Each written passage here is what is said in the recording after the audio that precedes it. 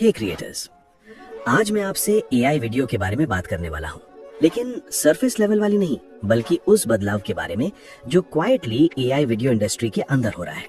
देखिए, कुछ साल पहले तक एआई वीडियो सिर्फ एक एक्सपेरिमेंट था। कभी एक छोटा सा क्लिप, कभी अजीब सा मोशन, कभी कैरेक्टर हर फ्रेम में बदल जाता था। लेकिन अब सिचुएशन बदल रही है। एआई वीडियो धीरे धीरे रियल प्रोडक्शन की तरफ बढ़ रहा है। और अगर आपने हाल में ध्यान दिया हो तो आपने हिग्स फील्ड के एआई से बने वीडियो जरूर देखे होंगे। सिनेमैटिक लुक, स्मूथ मोशन और सरप्राइजिंगली स्टेबल विजुअल्स। इसी वजह से हिग्स फील्ड चुपचाप क्रिएटर्स के बीच पॉपुलर हो रहा है। लेकिन असली चर्चा तब शुरू हुई जब एक नाम सामने आया, क्लिंग 3.0। और ऑनेस्टली ये सिर्फ एक अपडेट नहीं लग रहा, ये पूरा गेम चेंजर लग रहा है। अब जरा ध्यान से समझिए। आज मार्केट में बहुत सारे एआई वीडियो टूल्स हैं, लेकिन ज्यादातर टूल्स क्या करते हैं? छोटे क्लिप्स बनाते हैं, 5 सेकंड, 10 सेकंड, 15 सेकंड। डेमो के लिए ठीक है, इंस्टाग्राम रील के लिए भी ठीक है, लेकिन जैसे ही आप एक प्रॉपर सीन बनाना चाहते हो, एक सीक्वेंस या फिर एक स्टोरी, वहीं पर ज्यादातर एआई टूल्स टूटने लगते हैं। कैरेक्टर्स बदल जाते हैं, मोशन अजीब हो जाता है, कैमरा कंट्रोल नहीं रहता और कंटिन्यूटी पूरी तरह गायब हो जाती है। यहीं पर हिग्स फील्ड अलग दिखता है। Higgsfield.ai को शुरू से इस माइंडसेट के साथ बनाया गया है कि एआई वीडियो सिर्फ एक्सपेरिमेंट के लिए नहीं, बल्कि स्टोरी टेलिंग के लिए भी होना चाहिए। इसका फोकस है रियलिज्म पर, मोशन क्वालिटी पर और सबसे इंपॉर्टेंट, विजुअल कंसिस्टेंसी पर। इसी वजह से अब ऐसे क्रिएटर्स भी हिग्स फील्ड की तरफ आ रहे हैं जो शॉर्ट क्लिप्स नहीं, बल्कि सिनेमैटिक सीन्स और लॉन्ग फॉर्म वीडियोस बनाना चाहते हैं। और यही बैकग्राउंड तैयार करता है क्लिंग 3.0 के लिए। अब हम हिग्स फील्ड के ब्लॉग को देखते हैं।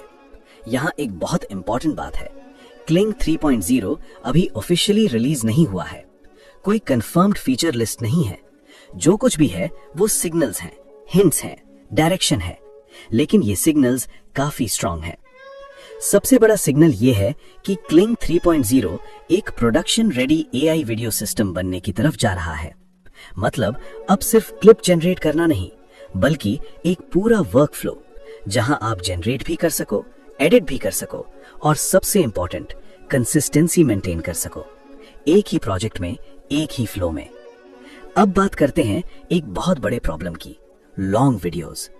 आज ऑलमोस्ट हर AI video tool short clips में तो ठीक काम करता है, लेकिन जैसे ही वीडियो 20-30 सेकंड से ऊपर जाता है, प्रॉब्लम शुरू हो जाती है।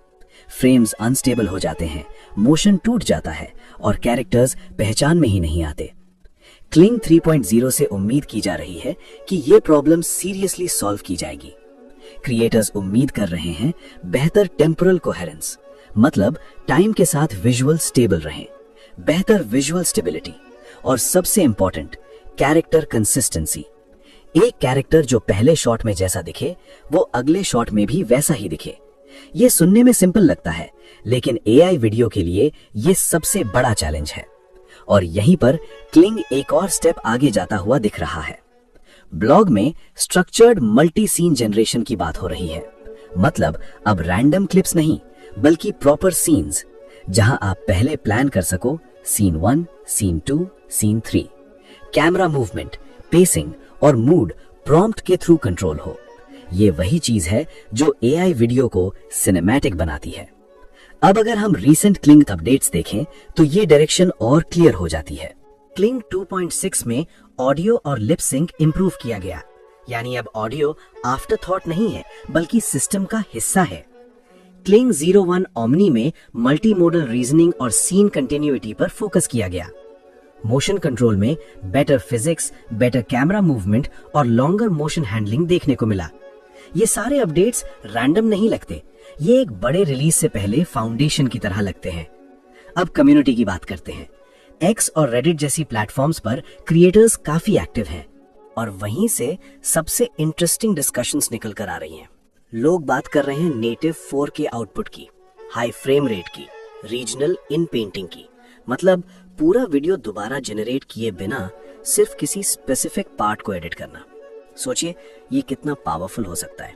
इसके अलावा बेटर फिजिक्स, कैरेक्टर इंटरैक्शन और 30 से 60 सेकंड्स तक लॉन्गर जनरेशन ड्यूरेशन, ये सब बातें मार्केटिंग स्लाइड से नहीं, बल्कि रियल क्रिएटर्स के डिस्कशन से आ रही हैं। एक्स पर खुद हिग्स फील्ड काफी इंटरेस्टिंग चीजें टीज कर रहा है। 15 second clips, multi shot scenes, native audio और बिल्ट इन कैरेक्टर कंसिस्टेंसी। और वो साफ कह रहे हैं ये तो बस शुरुआत है।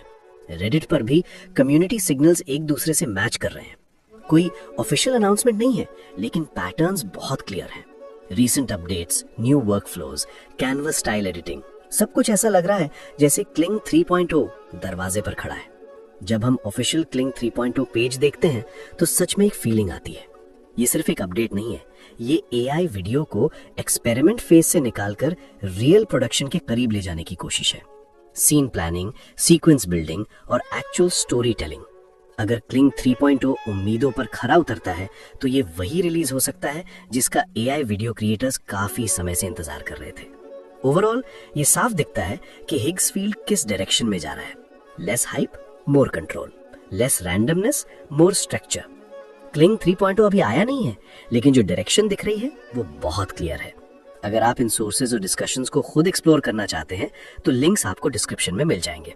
और हाँ, अगर आप एआई वीडियो क्रिएशन में सीरियसली इंटरेस्टेड हो तो क्लिंग 3.0 पर नजर रखना, क्योंकि कुछ बड़ा बहुत जल्द आने वाला है।